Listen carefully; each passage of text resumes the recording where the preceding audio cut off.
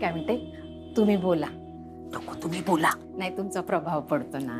मी बोलगे एवढी माझ्यावर, म्हणजे मला रागवायची भीती वाटते. हो काही नाही, तुम्ही बोलून बघा. बोला. माझं काय म्हणणं होतं माहितीये का, की तिच्यासाठी सगळं चांगलंच आहे, म्हणजे आपण चांगलाच विचार करतोय, फक्त तिला तो पटला पाहिजे बाई. मला त्याची भीती वाटते. दुसरं काही कसं आहे ना सुलक्षणाताई, करायचं की नाही करायचं ही शेवटी तिची इच्छा आहे, पण आपण फक्त बोलून तर बघूया ना. बोलून बघूया. पटेल तिला. बघूया तर कर. मला असं वाटतं आतून पटेल. आनंदी. हो आई. हे राजा काय करते ग? दोघे आलात तुम्ही? चहा तयार आहे. चहा देऊ? आहे ना ग. चहाचं कसलं कौतुक, आम्हाला नको चहा प्या.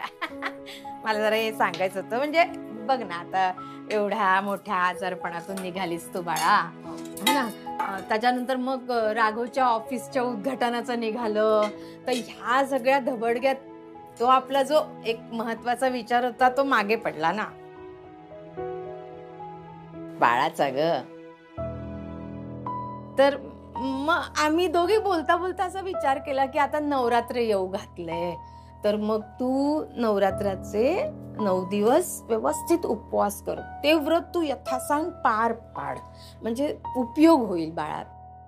नाही म्हणजे कसं आहे ना आनंदी, उपास तसे तू करतेसच, म्हणजे नेहमीच करतेस उपास, आणि आता तुझी तब्येत सुद्धा बरी आहे, हो की नाही? बरी. हा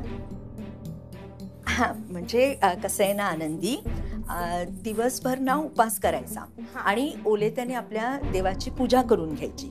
हा आणि आणखी काय बाकी काही नसतं करायचं. थोडंसं काय ना, कोणाशी असं वाईट साईट बोलायचं नाही. हा ती कधीच बोलत नाही. वाईट साईड तर आमच्या आनंदी कधीच बोलत नाही. हो ना. आणि दिवसभर कोणीही टीव्ही बघायचा नाही, कोणीही. हा आनंदी ऐक ना, ऐक, हे बघ काय आहे ना, सगळं ना दिवसभर असं सात्विकतेने करायचं, म्हणजे त्याची पूजा वगैरे पण जे सगळं करायचं असतं ना ते सुद्धा सात्विकतेनेच करायचं. आणि पाणी मात्र दिवसभर अजिबात प्यायचं नाही, कळलं का? आणि एकदा का सूर्यास्त झाला की मग तू थोडंसं पाणी प्यायलीस ना तरी काही हरकत नाही. आणि किंवा ना फलाहार करायचा, पण फलाहार केल्यानंतर पुढे उपास मात्र चालू ठेवायचा. आणि अनवाणी राहायचं, इतकंच. बाई गो, मी एवढं सगळं सांगते आनंदी, पण हे सगळं तुला जमणार आहे का? म्हणजे तुला असं वाटतंय ना की मी करू शकेन उपास? तुमच्या दोघींची इच्छा असेल तर करेन मी. बघ बाई बाळा, म्हणजे सुरुवातीला आता फक्त तुला ओले त्यांनी पूजा करून घ्यायची. जमेल ना सोन्या? म्हणजे बघ जबरदस्ती नाही. आल्याच ना.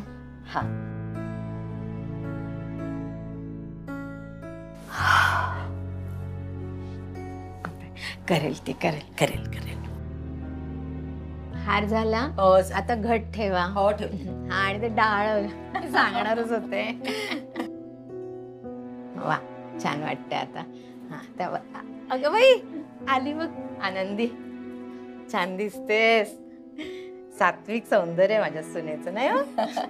किती गोड दिसतेस. चल आपण पूजा करून. चल चल ये. चला ग बाई. आई काय ग? सकाळी सकाळी घाईचं बोलवलंयस तू? मला ऑफिसला जायचंय, माहितीये ना तुला. काय ऑफिस ऑफिस नाही अगं, घट बसताय. तुझं पण पहिलंच नवरात्र आहे ना आता. मी विसरले, सॉरी. आणि आतापासून नमस्कार करते. अगं अजून पूजा व्हायची, मी पूजेसाठीच बोलवलं तुला. हो का? आणि एक महत्वाचं, आता पुढचे 9 दिवस तूही उपवास कर आनंदी सोबत, म्हणजे एकीला दुसरी सोबत राहील. 9 दिवस उपवास? बापरे, म्हणजे 9 दिवस फक्त वेफर्स आणि फळं खाऊन राहायचं? दिवसभर पाणी सुद्धा प्यायचं नाही. सूर्यास्तानंतर थोडासा फलाहार करायचा. एवढा कडक उपवास कसा जमेल काकी? आई काय ग हे? काय चालवलंय? कोण करतोय उपवास 9 दिवसांचा? अरे राघवा, काय माहितीये का, हे बघ, हा उपवासच तसा असतो, म्हणजे खूप महत्वाचा उपवास आहे हा. आणि याचं फळ सुद्धा देव देतो आपल्याला. तुझी बायको बघ, मोठ्या श्रद्धेने 9 दिवस कडक उपवास करणार आहे. हे सगळं बाळासाठी चाललंय तिचं. आनंदी, तू खरंच उपवास करतेस? वेडी आहेस का तू? अरे वेडी काय, वेडी वेडी काय म्हणतोस तिला? तिला वाटते तर करू दे ना. नाही, तू काही उपवास वगैरे करणार नाहीस, लक्षात ठेव. अरे पण काय हरकत, काय राघवा, काय हरकत आहे? हे बघा, आनंदी, तुझ्या पोटी बाळ जन्म घेणार आहे ते माझं सुद्धा आहे. बाळाबद्दल काही ठरवण्याचा अधिकार मला सुद्धा आहे ना? आहे ना? हे बघ राघवा, आम्ही जे काही करतो ना बाळा, ते तुझ्या भल्यासाठी करतोय. बघ, तुला आता काय वाटतंय मला माहिती कळत नाही. हे बघा, तुम्ही ठीक आहे पूजा वगैरे करता, मी कधी तुम्हाला नाही म्हटलंय का? पण हे व्रत, उपवास, अनवाणी चालणं, दिवसभर काहीच खायचं नाही, प्यायचं नाही, आणि आनंदीची तब्येत आहे का, तिला परवडणार आहे का, हा विचार करा ना. आनंदी, काही उपवास वगैरे करायचा नाही, सगळं थांबव.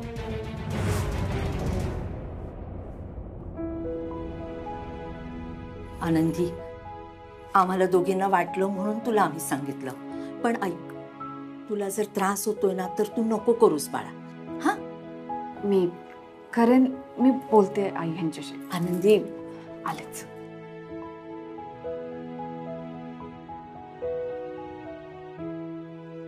ऐका. काय ऐकून? त्या दोघींचं ऐकून तू सुद्धा आता उपवास करायला चाललीस, ते पण 9 दिवसांचा, आणि बाळासाठी. बाळासाठी नाही, बाळासाठी नाही करते मी हे सगळं. त्या दोघींचं मन मोडायचं नाहीये मला, म्हणून हो म्हणाले मी त्यांना. त्यांचं मन मोडत असेल तरी सुद्धा मला फरक पडत नाहीये. आनंदी, तू उपवास केल्यानंतर तुझी तब्येत बिघडली, तुला चक्कर आली, काय झालं तर तुझ्या पोटात दुखायला लागलं तर काय करायचं मग? मला बरं वाटतंय की नाही आता. औषधं घेतेय मी वेळेवर, आणि उपवास मला स्वतःला करायचा आहे. मी त्यांना नाही नाही म्हणू शकत, त्यांना वाईट वाटेल हो. त्यांना वाईट वाटू दे, पण म्हणून मी तुझ्या तब्येतीची रिस्क नाही घेऊ शकत आनंदी. आणि हे सगळं करून काय होणार आहे? म्हणजे काय म्हणायचंय तुम्हाला? हे बघ आनंदी, वाईट वाटून घेऊ नकोस, पण आपल्याला माहिती आहे हे बायोलॉजिकली शक्य नाहीये तुला बाळ होणं. त्याच्यामुळे ह्या सगळ्या गोष्टी करून काहीच होणार नाहीये, आणि हे सत्य आहे जे तुला स्वीकारावं लागेल. सत्य स्वीकारलंय मी. वेळ लागला मला, पण स्वीकारलंय. मला माहिती आहे मी जे काय बोलतोय त्याने तुला खूप वाईट वाटलं असणार आनंदी, पण सतत कधीतरी आपल्याला बाळ होईल ह्या आशेवर आपण नाही जगू शकत. जितकी आशा मोठी असेल ना, तितकीच होणारी निराशा सुद्धा मोठी असणार आहे आनंदी. याची तुला खात्री आहे? सांग ना राघव, याची तुला खात्री आहे का की तिची आशा दरवेळेला तुटणार आहे? रमा, हा निर्णय आम्हा दोघांमधला आहे, यामध्ये तू पडू नकोस. हे बघ, आनंदीची श्रद्धा ही तुम्हा दोघांची श्रद्धा नाही, ती तिची श्रद्धा आहे, आणि ती तू तोडू शकत नाहीस. तिच्या श्रद्धेला माझा कधीच विरोध नाहीये, पण ती जे काय करायला चालली आहे त्याने काहीच साध्य होणार नाहीये. तिचे रिपोर्ट्स आलेत आणि सायंटिफिकली हे प्रूव्ह झालेलं आहे की बाळ होऊ शकत नाही. हे सगळं करून काही होणार नाहीये. हे तुझं मत झालं. तुला असं वाटतंय ना तिने डॉक्टरनी सांगितलेलं सगळं मानावं, तिने सायन्सला मानावं, तर तू सुद्धा तिच्या श्रद्धेला मानलं पाहिजे. कारण ह्याला काहीच अर्थ नाहीये रमा, त्रास तिलाच होणार आहे. आत्ताही त्रास होतोच आहे ना. म्हणजे डॉक्टरनी जेव्हा सांगितलं की तिला मूल होऊ शकत नाही तेव्हाही तिला वाईट वाटलं, त्रास झाला. पण जर समजा तिने उपवास केला आणि तिला बरं वाटत असेल त्यामुळे, तर काय हरकत आहे? आणि तिच्या तब्येतीची काळजी घ्यायला आपण सगळेजण आहोतच ना. हे सगळं काही आनंदीला सांगून तू तिला भरीच पाडतेस रमा. हो, काय बोलताय तुम्ही? व्रत करण्याचा निर्णय माझा आहे. पण आता तर तुझी बाजू ही मांडते ना, आणि हिला पण तेच वाटतंय की तू व्रत, हे उपवास वगैरे सगळं करावं म्हणून. हे बघ राघव, जेव्हा मी होते तेव्हा मी कधीही उपास तपास केले नाही, आणि यावरनं माझी आणि आईची नेहमी भांडणं व्हायची. हो ना, मग आता आनंदीने उपवास करणं हे तुला पटतंय? मला फक्त इतकंच म्हणायचंय की ती तुझ्या समजुतींना जितका मान देतेय तितकाच मान तू तिच्या समजुतींना का देत नाहीयेस? आणि काही गोष्टी सायन्सच्या पलीकडच्याही असतात. त्याचं उत्तम उदाहरण मी आहे. नाहीतर हे सगळं कसं शक्य झालं असतं जर आपण फक्त सायन्सवरती विश्वास ठेवला असता तर. रमा, तुझ्याशी बोलण्यात कधी कोणी जिंकलंय जो आज मी जिंकणार आहे? मला तुझ्याशी वाद घालायचा नाहीये आनंदी. मला तुला फक्त एवढंच सांगणं आहे की माझी बायको आहेस तू, तुला झालेला त्रास मला सहन होणार नाही, आणि मला असं वाटतं की तुझ्या काळजीपोटी मी तुला काही सांगणं एवढा तरी माझा अधिकार आहे तुझ्यावर. मला असं म्हणायचंच नाहीये की तू तिला काही सांगू नकोस, फक्त तिच्याही गोष्टी समजून घे. मी आनंदीला किती समजून घेतो हे तू ठरवू नकोस. आमच्या दोघांमधला समजूतदारपणा हा मला चांगला माहिती आहे. अहो आनंदी, हे बघ, मला असं वाटतं की आपल्या बाळाचा प्रश्न हा आपल्या दोघांमधला आहे आणि म्हणून मी तुला सांगतोय. बाकी काय करायचं हे तुझं तू ठरव. पण हे उपवास करणं, हे अनवाणी चालणं, ह्या सगळ्या गोष्टी आत्ता तू करणं, याला माझा पूर्ण विरोध आहे. तुम्ही नका काळजी करू मालती. ते काही झालं ना तरी आनंदी 9 दिवस उपवास केल्याशिवाय राहणार नाही. राघवला काय सांगायचं ते मी बघते. नाही, त्याला आनंदीची काळजी वाटते हो. पण तो असं काय म्हणाला की हे व्रत वगैरे केल्याने काहीच उपयोग होणार नाहीये? काय माहिती काय झालंय माझ्या लेकाला, मलाच कळत नाही बाई. आई अगं काय कळायचंय त्यात? दादाचा ह्या उपास तापास व्रत वैकल्य याच्यावर विश्वास नाही हे माहितीये ना तुला. नाही ग, त्याचं वागणं बदललंय. यावेळेला काहीतरी वेगळंच वागतोय तो. आणि तिचंही वागणं बदललंय. ती तो फार शांत शांत असते हल्ली. म्हणजे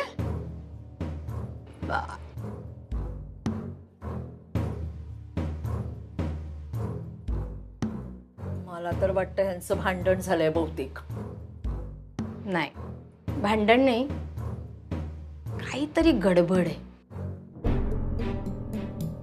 हॉस्पिटलमधून आल्यापासून हे सगळं सुरू आहे. म्हणजे मला असं वाटतं ना मालतीताई की हॉस्पिटलमध्ये काहीतरी झालंय जे आपल्याला माहित नाहीये. म्हणजे बाळाचा विषय काढला ना की दोघे जण चलबिचल होतात आणि एकमेकांशी भांडायला लागतात. काय झालंय नेमकं काहीच कळायला मार्ग नाही. ते दोघं नक्कीच आपल्यापासून काहीतरी लपवत आहेत. नाही हो, आनंदीच्या तब्येतीवर एकदम परिणाम झालाय ना, म्हणून तो असा वागत असेल. हा, नक्की हेच कारण असेल का? सुलक्षणाताई, अहो आपली पोरं आपल्याशी खोटं का बोलतील? जे काही असेल ना ते खरं खरं सांगतील आपल्याला. आणि एवढे सगळे प्रयत्न करून त्यांना जर मूल होत नसेल ना, तर तो त्यांच्यासाठी नाजूक विषय. आणि आपण सुद्धा त्यांच्याशी या विषयावर बोलताना काळजी घ्यायला हवी. मला काय वाटतं माहितीये का, तुम्ही दोघी ना या सगळ्याचा उगाच खूप जास्त विचार करताय. आणि हे बघा, जर काही असतं ना तर दादाने सांगितलं असतं ना आपल्याला. नका एवढा विचार करू. कशाला उगाच एवढा विचार करताय? हा, काय करू रमाताई, मला कळतच नाहीये उपवास करू की नको. आनंदी, राघवचं प्रेशर नको घेऊस. जेव्हा त्याला कळेल ना की हे व्रत करणं तुझ्यासाठी किती महत्वाचं आहे, तेव्हा ऐकेल तो, पटेल त्याला पण. आणि दुसऱ्याच्या मनाविरुद्ध गोष्टी करायला लावणाऱ्यातला राघव नाही. ते मला माहितीये, तो गेल्या काही दिवसांपासून खूप विचित्र वागतोय. पण समोरच्यानी त्याच्या मनाविरुद्ध गोष्टी कराव्यात असं वाटणाऱ्यातला राघव नाही. तुला जर हे व्रत करायचं असेल ना तर बिनधास्त कर. राघव काही नाही बोलणार.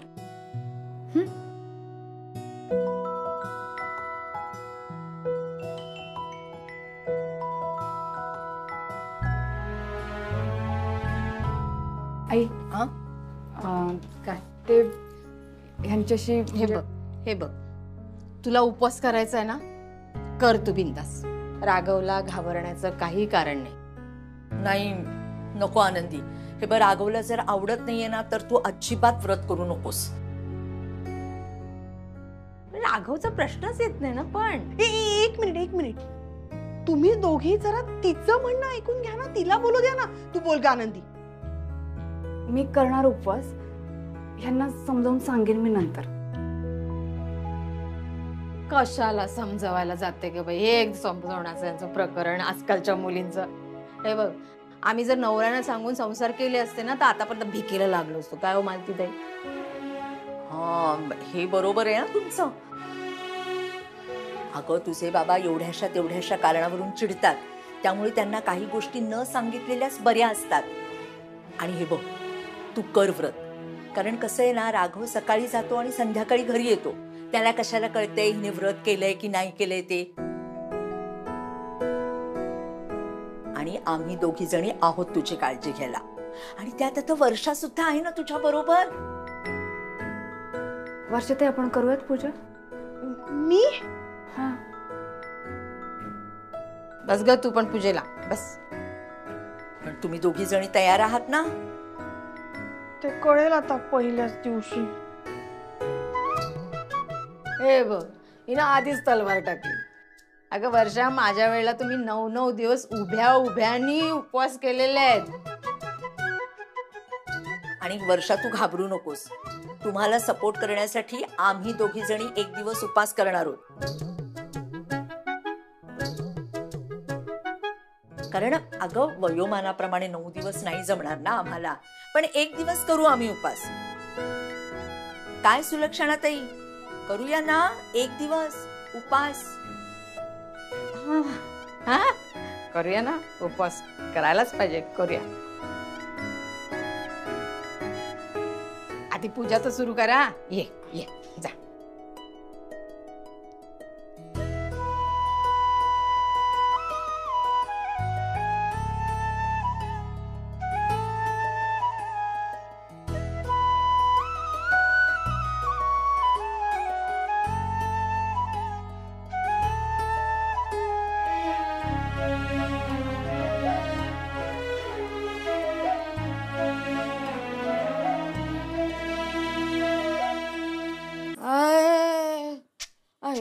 आई ग गरगरतंय, गरगरतय, पोटात पण दुखतंय, पोटात पण काय दुखतंय. होतंय? बसा.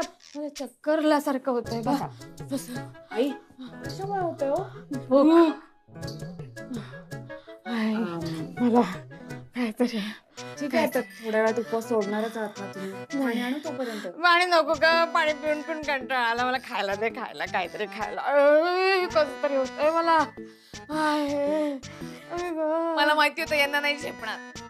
उगीच मोठेपणा घ्यायचा. भोगा आता. काय म्हणजे काय ग? मला पण उपास करायला सांगायच्या. ज्या गोष्टी स्वतःला झेपत नाही दुसऱ्याला कशाला सांगायच्या? म्हणजे आनंदी बाळा, काय बघतेस तिकडे? अगं मला देतेस ना खायला, भूक लागले. आणते.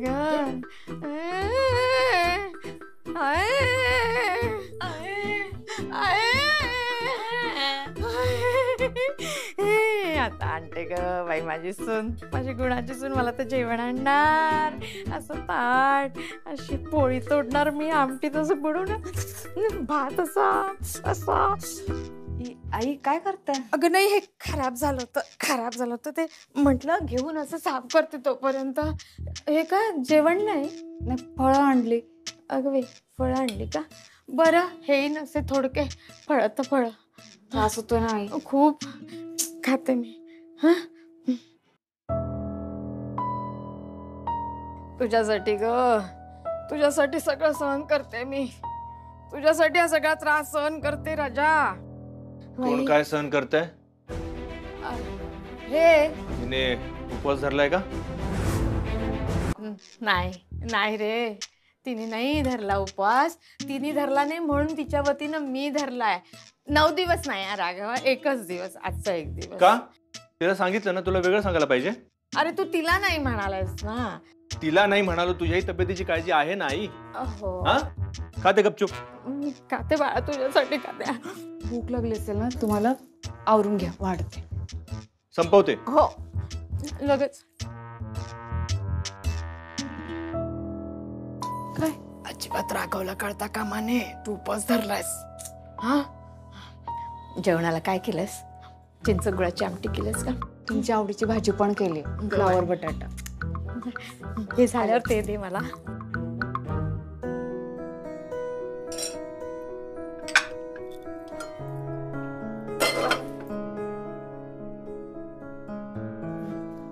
हे घे.